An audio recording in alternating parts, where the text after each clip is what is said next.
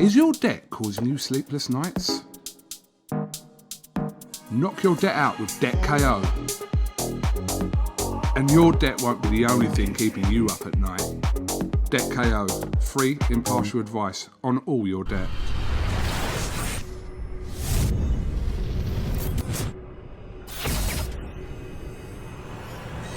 Oscar BEVIS, IFL TV MTK Global, in Jab Boxing Gym in Bushy with Mr. Jez Smith. How are you, mate?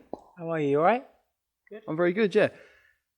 One thing I took from your interview with Coogan on Saturday was that you wanted to just get back in the gym. You weren't messing about, and it ain't even been a week, and you're here.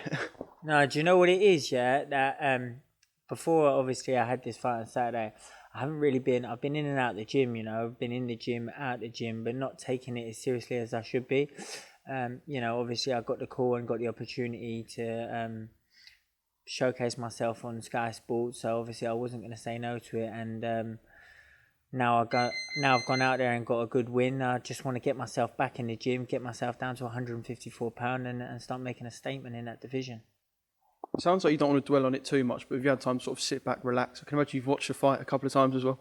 Do you know what it is? I don't really want to sit back and relax now. I want to push on, and I didn't get a camp that last time out, so this time I want to get down to serious business and start making a name for myself. I have watched it back a couple of times. You know what? Considering I've not been training, it wasn't a bad performance. It was okay. It is what it is, as they say. Well, that's obviously a good mentality and a good place to continue if you're saying, you got the win and it wasn't the best performance of your career. But was it the biggest fight? Because I know you fought for the Southern Area title against Samuel Lansby. You fought against Keith Iago, who, Frank and BT expect to go on and do massive things. But now you've got a win on Sky, on these behind closed door shows. Is this really the biggest moment in your career? But even though, Ben Ridings is a relative novice pro, is this the biggest moment in your career, would you say? I wouldn't say it was the biggest fight of my career. I would say it was, it meant the most to me because obviously after coming off the back of 2 losses, I really needed to go out there and show what I'm about. And considering that was like probably a 3 out of 10 Jez Smith, I think I showed a lot of people that I can get behind my boxing and show a little bit of what I got. But, I want to get straight back in the gym as I am. I'm here now and I want to get down to business and get down to 154 pound, as I keep saying, and get me some big fights. And I think you made a few people quite a bit of money as well. I mean, the odds were stacked against you as if, you're a 14, 15 fight professional. Like I said, you fought for the Southern Area title as well. Did you feel like an underdog going into that? Because I know you might have been with the bookies, but I don't think a lot of people felt you were an underdog. Nah, I didn't think I was the underdog. Do you know what it was? I said it in press conference before, there's levels, and he's a 3-0. He's more like a novice pro, It was a massive step up for him, and I told him that before, There's levels to this game, and I knew I was levels above him, and, they might have priced me at 11-2, but I suppose that was great for everyone else who had money on me. So, but I went from I was saying earlier to you, I went from 11-2 and down to like 6-4 in I don't know a day or something. So everyone must have been lumping some dough on me. I'll tell you that.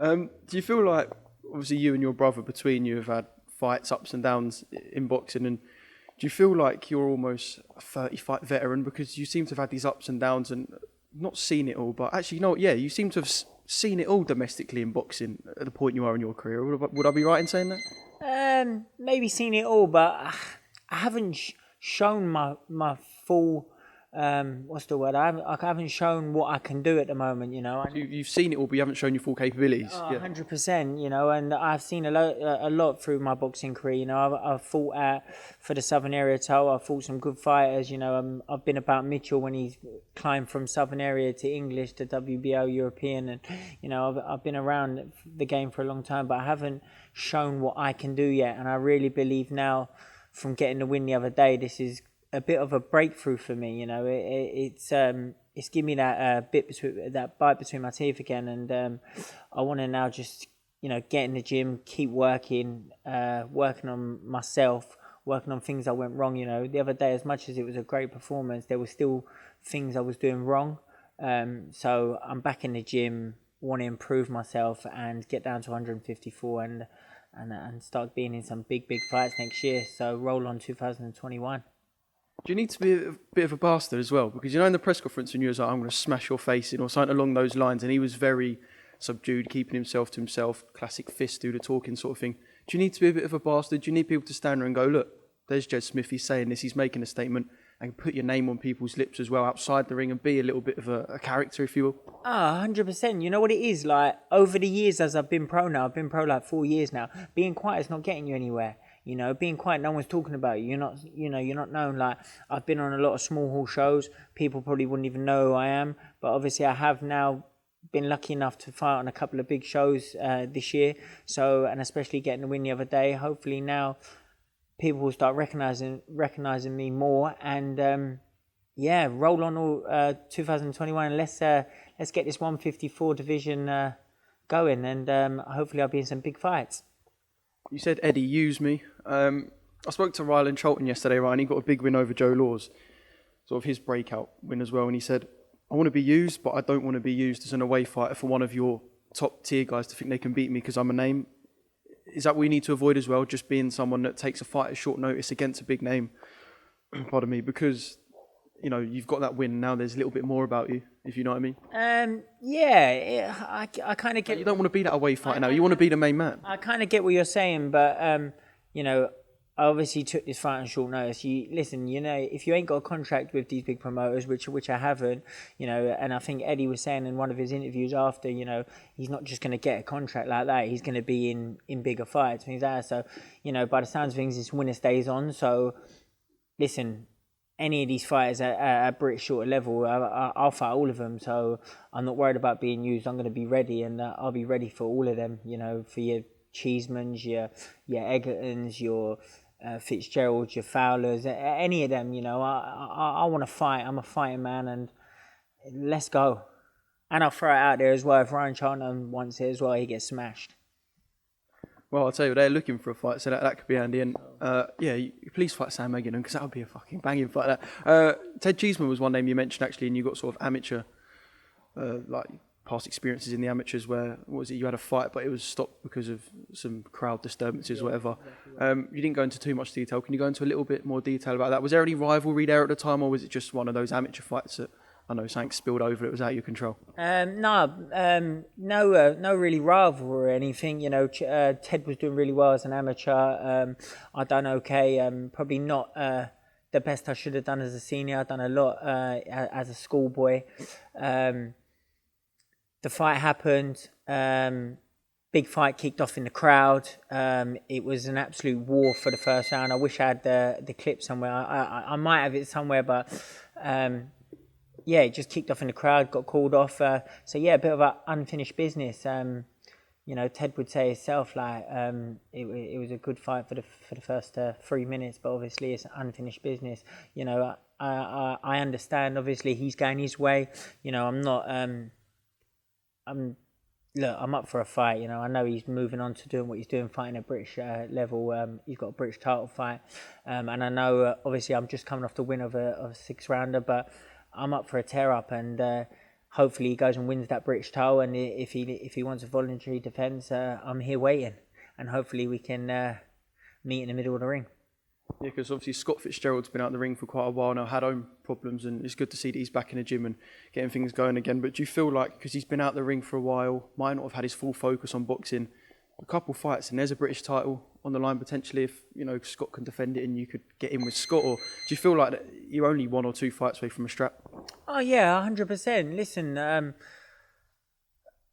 you know, I want to be in these exciting fights. And I know Scott's been out the ring for a while. Obviously, like, you know, people are probably going to be looking at this guy, and, you know, he's just come off the win of just a 6-rounder against someone who's like a 3-0 novice. So, you know, I just needed that little bit of I needed that platform to show what I can do, and I want to be in exciting fights. You know, I want to fight all these top fighters. You know, I've fought at, you know, for the Southern Area title, but I've been in with some good operators. You know, I was in with Keegan Arco, is it? I was in with him last time. I think I showed that I can mix with these sort of top fighters. especially when I get down to £154. I believe I can really make a statement in that division. Well, look, you sold yourself well at the weekend, and you say you're up for a fight. So, if there's anything out there, people get in touch. Just finally, will we see potentially in 2021 you and Mitch on the same card? I know he's going to have his comeback, and then you could get everyone down there, and that could be sort of a nice rounding point to kickstart both your careers again at the top end.